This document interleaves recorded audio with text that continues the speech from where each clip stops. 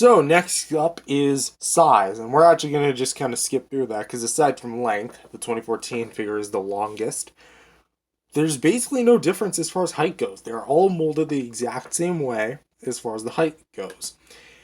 So we're going to go right to accessories, and we can automatically disqualify these two because they come with nothing. The NECA V2 comes with a beam effect and an impact base, which how you plug in the beam is never been easier. You see this large indent, and you see a smaller indent. The large indent goes onto the top of the roof of the mouth. I should probably clarify. So it goes like that. Oh, well, there you go. Mine's not exactly a snug fit. Never has been anyway. So, there you go. Kind of works. But this doesn't actually plug into the beam. Angling the camera down, it doesn't actually plug into the beam. It actually just kind of rests there because there's no peg. So you would have had it like this, maybe resting up against Ghidorah or some form of larger opponent. So don't really have Ghidorah, unfortunately, because NECA never made one. Burning Godzilla doesn't really come with any accessories, but has its translucency, which I guess could be considered a gimmick, but outside of that, doesn't really have anything. And the Evolved Godzilla bootleg comes with his own beam effect, which is the exact same thing. Except, obviously, a lot crummier of quality, because we got, like, the bent beam, and it looks like a pink Q-tip, and we got, like, the splash marks, which are, like, bend up and all that stuff, and, like, it comes in two parts, like, as far as, like, the mold is, and it's not done all that great. Like, I could actually rip that off if I want to. See how I'm peeling that back a little bit? Yeah, quality is not necessarily the best. But, again, just put the beam in like that. And, yeah, there you go. Yippee! He's shooting the beam. Whatever. I'm just so unimpressed with the beam on this thing. But at least it looks good. Like, if you put it with the Burning Godzilla, although he's not really meant to hold a beam, he still looks actually really cool. How does it look with the other ones? Like NECA V2. It's our V1.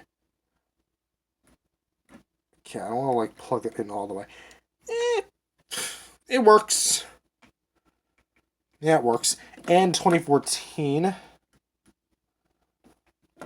also works just fine. So that's also, yeah, mine's already getting scuffed up. Can't really see that, but it's there. So as far as accessories goes, V2 and the Evolved are right now in the lead. Next up is price. All four of these guys were about the same price. $20 at retail when they were still being produced. This guy is about, it kind of fluctuates. On average, it's like about 20 to 25 on AliExpress. And also kind of brings into availability, which all four of these guys are vaulted or discontinued. Like, you cannot find I found some before, but you can barely find any good price for these things. Legit. Not bootleg, legit. 100% real. This guy being a bootleg kind of it's pretty much sold wherever bootlegs are sold, primarily AliExpress or eBay. So that's where you can find this guy. And the last part is boxes.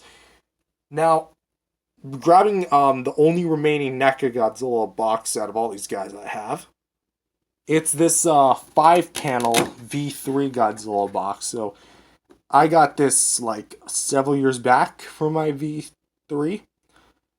and it looks good. It essentially all the Godzillas would have came in this style of box, with the exception of the 2014, which had a blister style box. If you go back to my unboxing video for the old NECA Godzillas, like the 2001 Atomic Blast, Reactor Glow, even though that's a bit smaller. I'm trying to think of which other ones I unboxed in that style. I think that was actually it. I think that's the only one I've ever done of the NECA Godzilla style that actually had that Yeah, as far as like memories go, but yeah, but whatever. It was in that box format, and then they later reissued that figure in a nice poster box style packaging. And I think the other NECA Godzilla that I own, as far as 2014 is from this very box style. At least that's my personal prediction. I have yet to actually see like any other one like that. So that's my personal guess. And well, that kind of comes to the end of it. Yeah, I didn't really have much else to really say. That's kind of basically all the differences and similarities. As far as like the general differences are, that's it. I know it's a longer video than I initially thought it would be, but here we are. So, overall, how would I rank them? I know I don't do figure comparisons for the ranking or comparing like versus, but I'm going to do it here anyway. In last place, I honestly have to say a tie. Well, actually, no. As far as the last place goes, it would be the Evolved. The reason why is just because, as cool as it is, because it's the most unique as far as like it being a bootleg of a Godzilla, a NECA Godzilla that doesn't even exist. I know this exists, but like it's trying to be an incarnation that doesn't exist that NECA has produced. That I like. It gives it its own style, and I like the metallic dry brushing, but everything about it is just kind of eh. It's all right because the quality of the joints probably not the best, especially given what happened with the head. Then again, I didn't order it with the box. I ordered it loose, so maybe that was a contributing factor. And plus, I know for a fact that AliExpress loves to send people bent up boxes and all that sort of crud. And the quality of the overall plastic, it feels all right, but there's some parts of it where it's like it's not even molded properly because you can see a ton of like look at right here, tons of like axis plastic, and the joints don't function as the way they should on some of them. Some joints don't even move, some joints are all right to move, and it just kind of feels like I get it, it's a bootleg, but just kind of feels like a shell of what came before. I bought this because of two reasons. One, I was allowed to, and two, I just wanted to see what it was all about, and I got it, and I might get the other version, the one that's like all shiny and everything, but aside from that, that's probably it. Now we come to the official ones, and I gotta say, in dead last is 2014. He's great.